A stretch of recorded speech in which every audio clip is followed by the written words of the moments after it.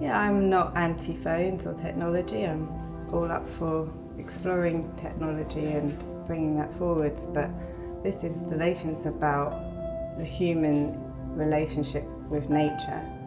I think the distraction of the phone stops the experience of the installation.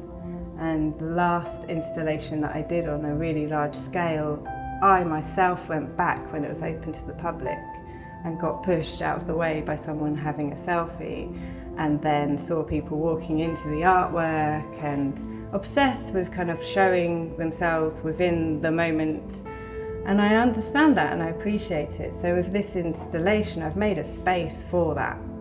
And so people can document their experience of being at a place where they are having an experience, but then I really, really want the viewer to have the experience.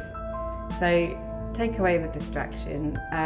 We're not going to force people to not have their phone. You know, it's up to you, but I would appreciate people just trying to have as little distraction as possible and take in what is the most amazing thing about nature.